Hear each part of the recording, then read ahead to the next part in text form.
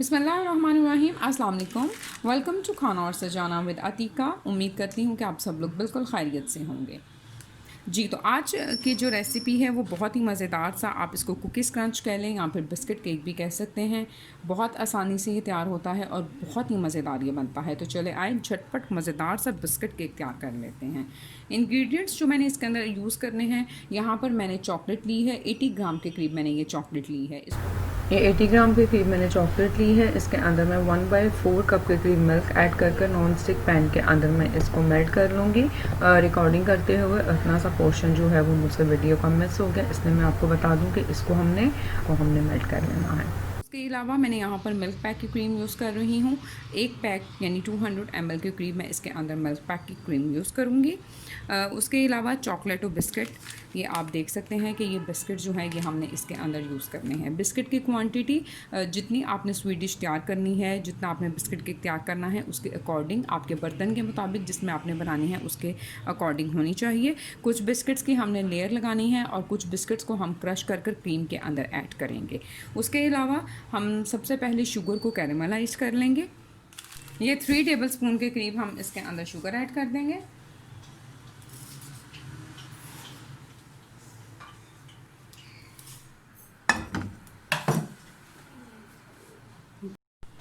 जी, तो ये फ्लेम मैंने ऑन कर दी है। मीडियम लो फ्लेम के ऊपर हमने इसको शुगर को कैरेमलाइज कर लेना है।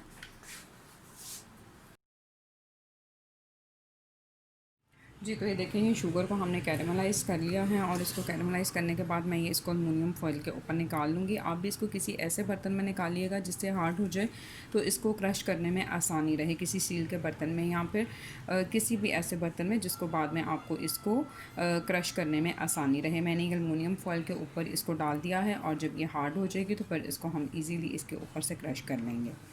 जी, तो ये देखें, मैं इसको साइड पे कर दूँगी। ये देखें, फ़ौरन ही ये हार्ड होना स्टार्ट हो जाती है हो जाए और फिर हम इसको इसमें यूज़ कर लेंगे। मैंने 1 पैक की क्रीम, मिल्क पैक की क्रीम ली थी। हैंड बीटर की मदद से 2 से 3 मिनट तक हम इसको बीट कर लेंगे।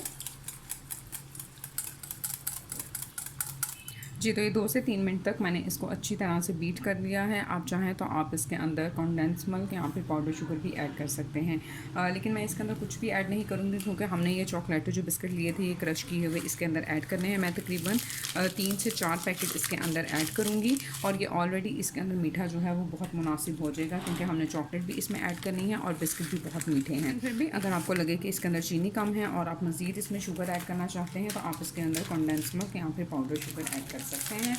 ये इसके अंदर मैंने क्रश किए हुए बिस्किट्स के तकरीबन 3 पैकेट जो हैं वो ऐड कर दिए हैं।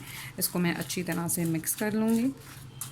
जी, तो ये हमारे पास तैयार हो गई। हमारे पास बिस्किट क्रीम जो है वो भी रेडी हो गई है। चॉकलेट भी तकरीबन हमारे पास मेल्ट होने वाली है। तब तक हम इसके अंदर बिस्किट की लेयर्स जो है वो लगा लेंगे। ये बिस्किट्स की हमने इसके अंदर अच्छी तरह से लेयर लगा देनी है।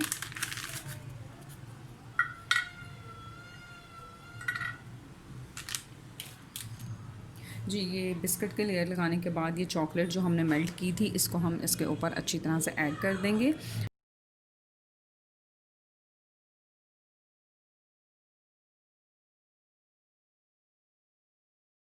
चॉकलेट मैंने इसके ऊपर पोर कर दी है। 5 से 10 मिनट तक मैं इसको फ्रिज के अंदर रख दूँगी ताकि चॉकलेट थोड़ी सी इसके ऊपर सेटल हो जाए, तो उसके बाद हम इसके ऊपर क्रीम क्रंच जो है उसको ऐड करेंगे। 10 मिनट तक मैंने इसको फ्रिज में रखा था। चॉकलेट जो है वो उसके ऊपर अच्छी तरह से सेटल हो गई है। अब हमने ये क्रीम और बिस्किट जो तैयार किए थे, हम इसकी एक लेयर जो है वो इसके ऊपर डाल दें।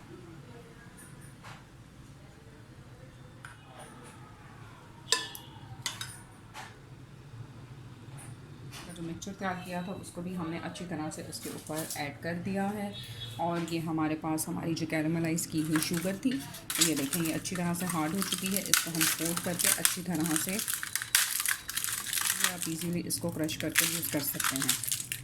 तो ये देखिए, ये मैंने इसको क्रश कर लिया है। बहुत ज़्यादा मैंने इसको क्रश नहीं किया और मैं इसको इस तरह से इसके ऊपर ऐड कर दूँगी। आप चाहें तो आप इसको बहुत अच्छी तरह से क्रश कर भी इसको ऐड कर सकते हैं। या देखिए, जिस तरह बिल्कुल छोटे पीसेस इसके हो गए हैं तो आप इस तरह से इसके ऊपर ऐड कर दें। आप इसको ज़रूर ट्राई कीजिएगा, बहुत ही मज़ेदार ये बनती है और बच्चों को बहुत ही पसंद आती है। इसको तैयार करने के बाद आप फ्रिज में इसको अच्छी तरह से 1 से 2 घंटे तक ठंडा कर लें और उसके बाद मज़े ले लेकर खाएँ। हमारे पास हमारा बिस्किट केक या फिर कुकीज़ क्रंच जो है वो रेडी हो गया है। मैं इसको फ्रिज फ्रिज में रख लूँगी और 1 से 2 घंटे ठंडे करने के बाद मैं आपको इसको दिखाऊँगी कि ये कैसे तैयार लग रहा है। तो चलिए मिलते हैं 1 से 2 घंटे के बाद। जी, तो 1 घंटे के बाद मैंने इसको फ्रिज से निकाल लिया है। मैं आपको दिखाती हूँ, ये देखें बहुत ही मज़ेदार सा हमारे पास कुकीज़ क्रंच जो है वो रेडी हो चुका है। आप चाहें तो आप इसको मज़ीद भी ठंडा कर सकते हैं। बहुत सिंपल इंग्रेडिएंट्स के साथ तैयार हो जाने वाला एक मज़ेदार सा और डिफरेंट टेस्ट का डिज़र्ट है। आप इसको ज़रूर ट्राई कीजिएगा, आपको बहुत पसंद आएगा। दुआओं में याद रखिएगा, अपना बहुत सारा ख्याल रखिएगा। फिर मिलूँगी इंशाल्लाह नई और मज़ेदार सी रेसिपी के साथ। अल्लाह निगहबान। Thank you very much and अल्लाह हाफ़िज़।